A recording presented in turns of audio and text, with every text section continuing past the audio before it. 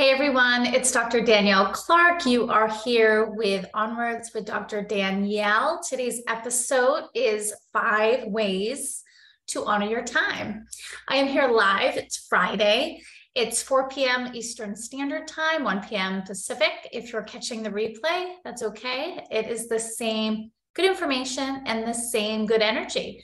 If you ever want to hang out with me live, I am here, or my guest host Kate Stakem is here every Friday, 1 p.m. Pacific, 4 p.m. Eastern Standard Time. So we are here to talk about honoring our time. And although I've entitled this episode 5 Ways to Honor Our Time, I know I'm going to give you many more than that. Grab a pen, grab your notebook, get cozy, and write down what works for you. See what sticks, see what you might want to try to implement. If you found yourself here, chances are time's getting away from you. Maybe you're stressed about time. Maybe you want some new perspective or motivation to achieve your goals. Maybe you feel like you don't have a good handle on time management. You're not as productive as you'd like to be, or you feel as though you're not using time to the fullest. I get you, and you're not alone. That's the motivator for this episode. I've worked through those same things. I support clients, I support students going through the same thing. So I've curated some tips that work, and again, encourage you to take what feels right, modify as needed, and then ditch the rest. So the first thing I want to talk about is distractions. All too often, it's so quick for us, right? To get on our phones, do a little scrolling, to start a conversation with someone. Meanwhile, we're supposed to be working. If we're working at home, we get up, we go do the dishes, we then go spin around our bedroom and decide to jump on the bed and read a magazine. Sometimes distractions are the ones that we create ourselves, right? Like those examples. And sometimes it's the ones that we don't create, but we're there for, right? Maybe the dog is barking to go out, or maybe your kid needs food, whatever the situation is, right? So how do we avoid distractions? I don't know that I love the word avoid. I think it's about minimizing. And I do think word choice here is really important, because avoid has that strong connotation to it. You know, anytime we're avoiding something, it's almost like we're fighting. And when it comes to honoring our time, we never want to have that sense of we're not working with time. We want to be flowing with time. So we'll soften and say, how do we minimize distractions? So the first thing to do is to know distractions is a part of being human. And if we can fall in love with the unexpecteds of the day, we're going to be able to recover from distractions faster. And therefore, we're going to be more productive, right? If we're going to get ourselves all mad and all stressed because something unexpected happened, we get an email that takes us off of one project and going to another, or our aunt calls us, so we have to run over to her house. Whatever the situation is, we need to learn to be in the moment and okay with distractions. That's key. So we can put distractions into two categories. Some are the ones that we create, and others are the ones that we're brought into. So how can we avoid the distractions we create? A few things I want you to consider. For starters, how can you set your environment up so there's minimal distractions? Anytime there is a visual cue of something, there's a good chance we're going to lean towards it, right? You know, so for an example, if your phone is out and about and you're looking at it, there's a good chance you are going to go on your phone. So maybe you should hide your phone in the car as you're working, right? Because then you'd have to take an intentional walk outside to get it. And it might be a good discipline for you to say, no, I've intentionally put it in the car. I'm not going to go out there. I'm going to work on this. What other things distract you, right? Is it your PlayStation, right? Can you go put the PlayStation in your closet for the day so it's not there in front of you? What if you are working on weight loss and being healthier, right? Of course, having some donuts right on the island in the kitchen, that's a distraction from your goals too, from your time, right? Maybe you just made some, beautiful, healthy dish for lunch, and then all of a sudden you're getting ready to spend time and energy doing something that's kind of like a self-sabotage, right? You don't want the donut, but it's there, but the kids eat the donuts. Okay, put them in the cupboard, if you will. So think about the distractions that you lean towards, how you can minimize those visual cues. And another thing to keep in mind too, oftentimes we look for a distraction to self-soothe ourselves a bit. Maybe we're working on something we don't want to be working on, and we want a distraction because we're agitated or we're bored. And so some emotional regulation while we're working on something is also a beautiful way to honor ourselves, honor our energy, and honor our time. So if you find yourself wanting a distraction, it's before you actually go to the distraction, realize, okay, there's something emotionally not great here. Rather than trying to avoid it, rather than trying to escape it, how can you lean in? Talk to yourself. Okay, Danielle, you're bored. That's why you were going for the phone. What could make this project more exciting? And then listen to yourself. Or if nothing else, sometimes it's giving ourselves a little tough love, right? Okay, this project is boring. However, you prolonging working on the project by getting up every half hour or scrolling on your phone isn't helping. So keep at it, right? Now, what can we do about others, right? There's a lot of distraction coming to us, unexpected things and people's needs and all of that kind of stuff, right? Do what you can to proactively set the stage, right? Does your office at home have a do not disturb sign, right? Maybe sometimes it's to do not disturb, maybe sometimes it's welcome. And see if you can communicate throughout the household. I need some time. If you can avoid it, please don't, come into my office or come looking for me between the hours of 6 and 7. All too often, we are kind of in this firefighting mode. But if we set the stage and try to honor what we need for the week by some proactive communication, especially with those we live in, the better. Sometimes it's working maybe outside of your house or even your workplace, wherever the distractions are coming from. You can find me at a coffee shop a lot. Yeah, I take my laptop to a coffee shop and I buy an expensive latte, and I do that as a way of gifting myself, right? Congratulations, Danielle, you're here to invest some sacred time into your work, into your project, whatever it is. And it's also to discipline me, right? And to make sure that some of those unexpected distractions can't get to me as easy, like the kid or the hubby or the dog, right? So we really just want to be mindful of distractions. I could continue to go on and on and on. And the last thing I'll say about distractions is sometimes it's not tangible. Sometimes it's that mental distraction that we cause ourselves, similar to what I said before, right? About, well, I'm bored. It's checking in with the feelings. If you find yourself, I guess I'd call it mentally distracted, think about things that help focus you. For me, it's a nice cup of tea, blueberries, dark chocolate. These are things that fuel my brain and can help me hone in a little bit. You also want to make sure you're careful not to go up and down a lot, those sugar spikes, those energy drinks, too much coffee. It's not a good way of honoring your time. Honoring your time is all about providing time that is value add, that is sacred, that in some ways is consistent. And if you're going for a deep one way or the other, that's a good signal that you're not honoring your time. And as we talk about honoring our time too, it's important that you start to shift any limiting beliefs you have about time.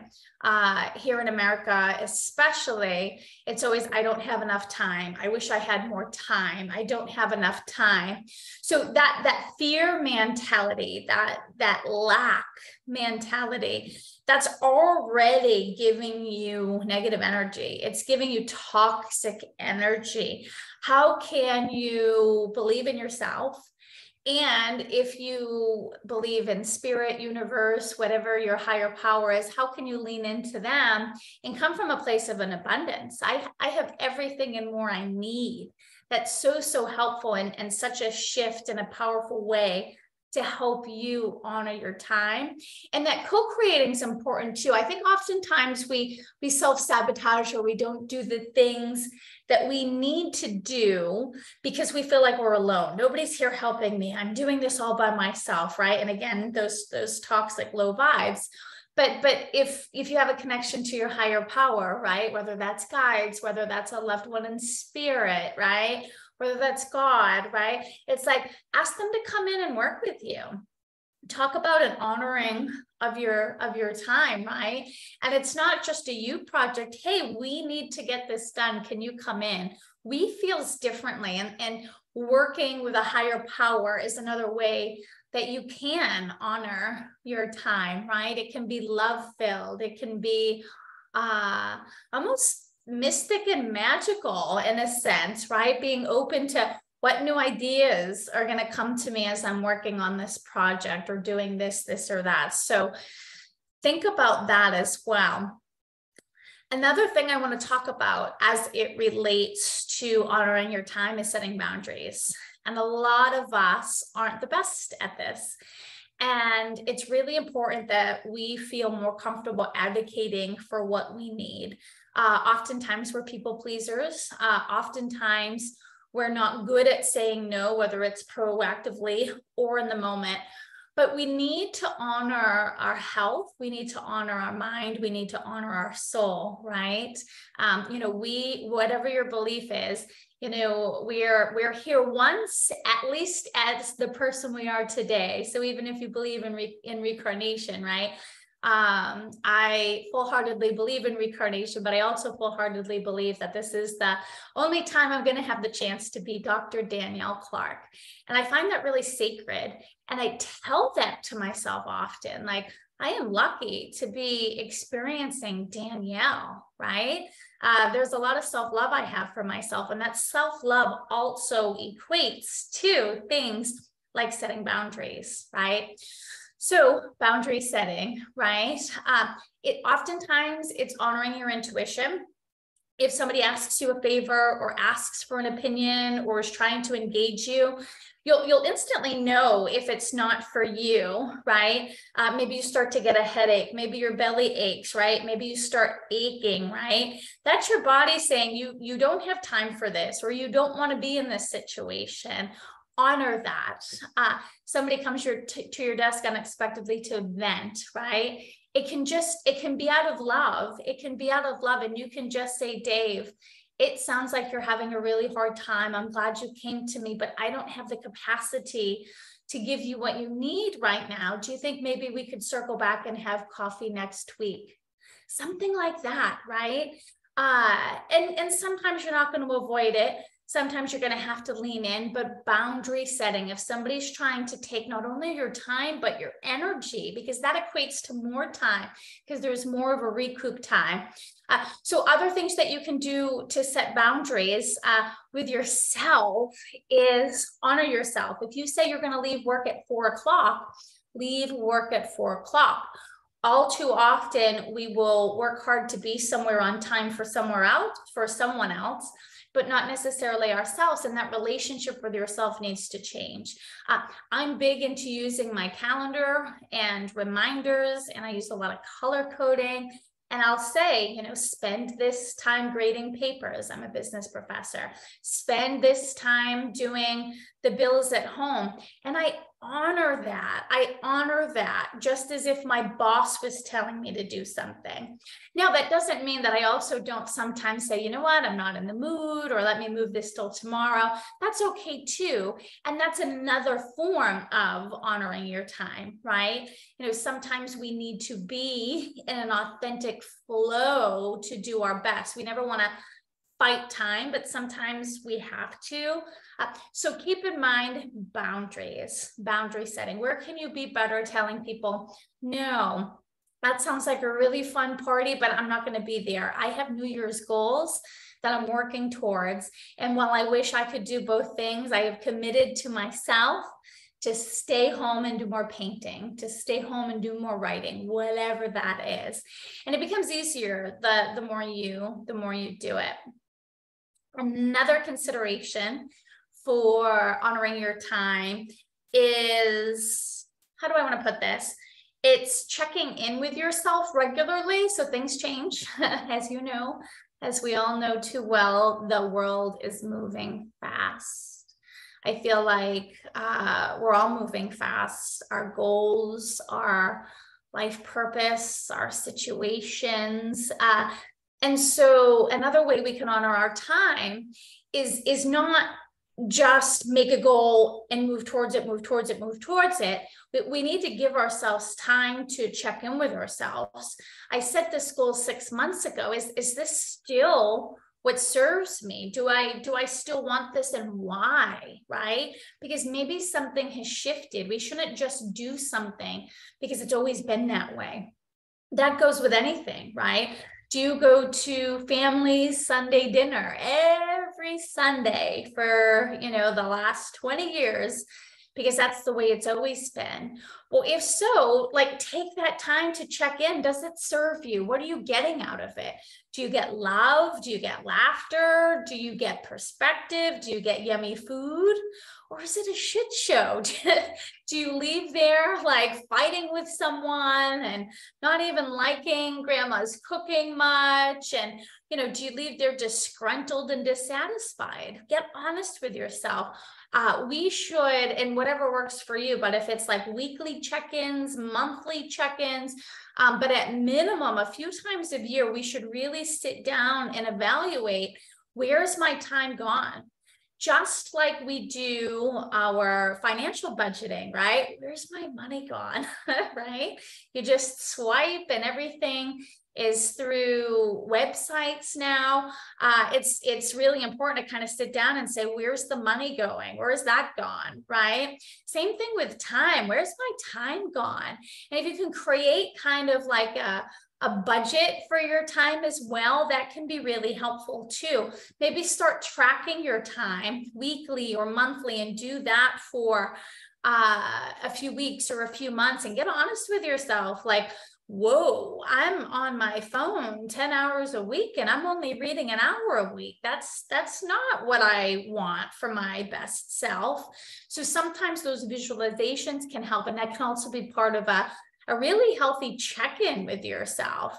And the check-ins should be about everything, even shows, right? So let's say you're watching 3 different television shows right now, right? I say television shows, but they can be streamed. It doesn't matter where you're getting them. But you're watching 3 shows. Pause and ask yourself, do I like them? Do I love them? If you're not giving the show at least a 75 out of 100, an 80 out of 100, why are you watching it? Is that the best use of your time? Could you find a show that delights you more, that you'd maybe give a 90 out of 100? Maybe it's teaching you something or making you feel a little something. So reevaluate, right? Do you like going to Walmart at noon? Probably not. It's probably hectic, right? So it's all these little conversations with ourselves that really add up, because once we can start removing the things that aren't serving us from our day and be a little bit more strategic with how we're using our time, it's just going to feel better, and we're going to have more time and energy to do the things that we really want to do. And so another consideration to honor your time is surround yourself with others that honor time. And this is really important too. So in that reevaluation process, you know, who around you is also mindful of time, right? I have several people in my network, and you know, we can go out to lunch, and I'll say, hey, I'm so excited to be here, but no, I have a firm cutoff. I'm only here for 90 minutes. And I'll have my friends honor that and make sure we close out in 90 minutes and make sure they're not, you know, trying to guilt me in to have another drink or to go somewhere else or to stay longer. And then I have some friends that are like, oh, come on, just stay a little longer. And it's good intention, but they don't necessarily have the same time values as that I have. I have some friends who, you know, will do swaps, whether it's for, you know, advice or psychic medium readings. And, you know, we're pretty firm. Okay, I'll give you a half hour. You give me a half hour, and boom, we get it done. We have others, we go over, or, you know, end up just kind of going down side roads and talking for hours.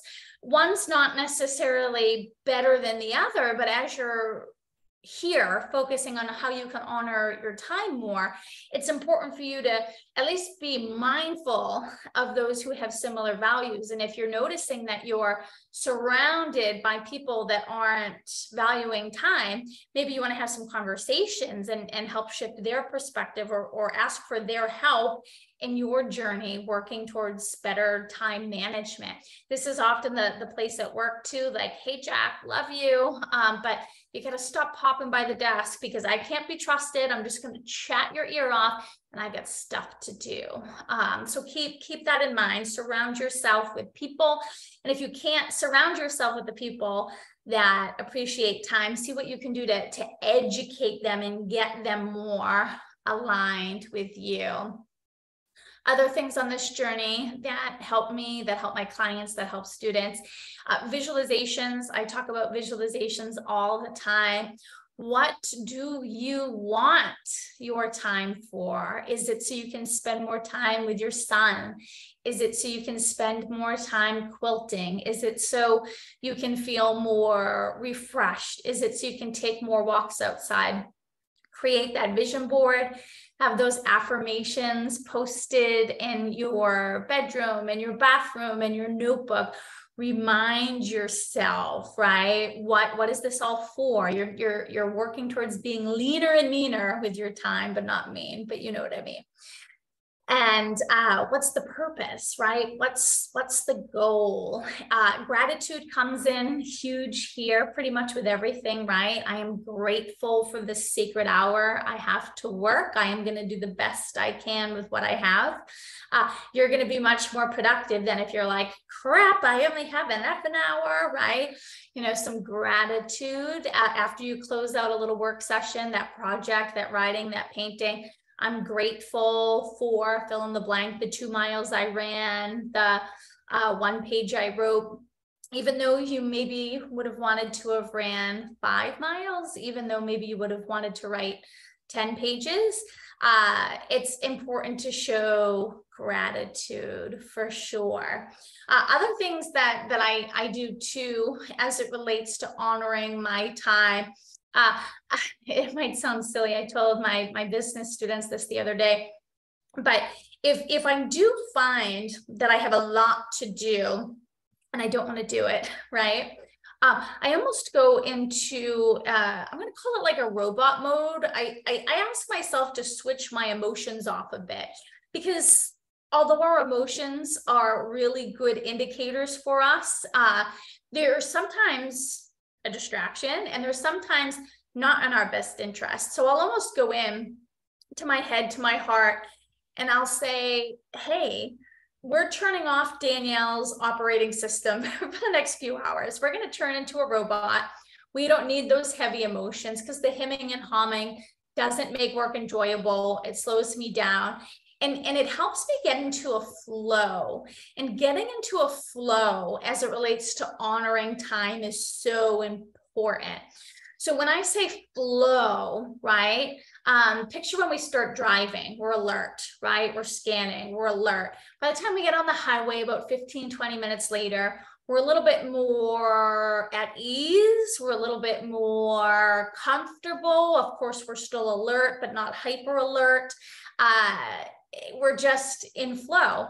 And we could pass that exit on the highway because we're not paying attention. That's kind of what I mean with flow. And when you're working, you want to get into that state, similar state that a lot of us experience when we're in the shower, right? We're here, but we're not fully there. That's a good place to be to honor your time. And depending on your beliefs, but the spirit world can help give us support and ideas much easier if we're in that place as opposed to a place of hyper left-brained or a place of lack, if you will.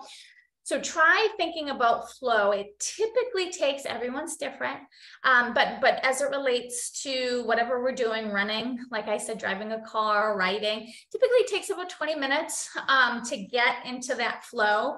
So you want to wait for it, and you really want to be good about not jumping towards those distractions during that first 20 minutes or ever, but really that 20 minutes.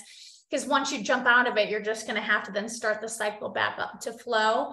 But know that you can work with flow. The more you work to get to a productive but at ease place, the easier it'll be to get there in the future. And so what are ways that you can do that? Well, you need to live in the moment. You can't be worried about, crap, I have this at 7 o'clock, or I have this tomorrow at 9 o'clock. Nope. You're in the moment. The past doesn't exist. The future doesn't exist. You're in the moment doing the best you can. This is where some sensory things can be really, really helpful. I'll mention my tea yet again, right? It's like, what can you taste? What can you smell? What can you see? What can you hear? You know, that's soothing to you, right? Maybe it's the smell of lavender. Maybe, it's a certain beverage. Maybe it's a picture of a sunrise, right? Like, think about things in your work environment that are going to help you to get into flow. And there's a lot of excellent information about flow online as well.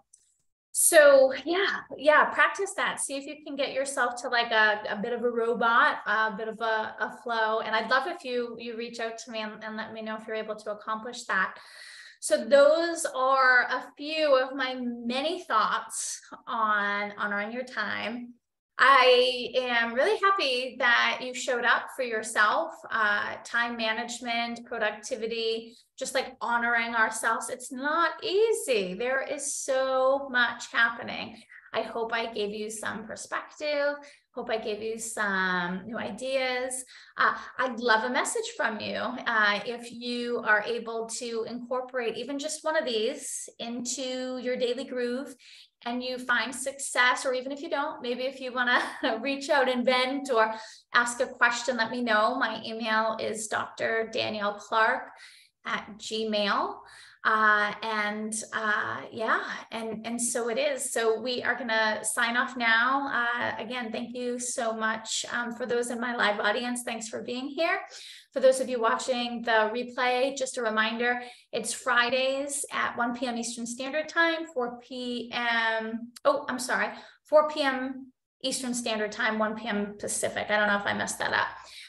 So again, I'll say it, 4 p.m. Eastern, 1 p.m. Pacific on Fridays, if you want to catch us here live. And what's really nice about the live is you'll get the live energy, which is great. But then after I offer, or whoever my guest host is, we offer free live chat with us. So if you have any personalized questions, or depending on what the subject is, if you want a soul reading or a psychic reading or a mediumship reading that might help you on this journey, we offer select people some readings. So hope to see you there. All right, be well, good luck. I'm sending you an abundance of power and love and light, and so it is. Bye now. See you soon.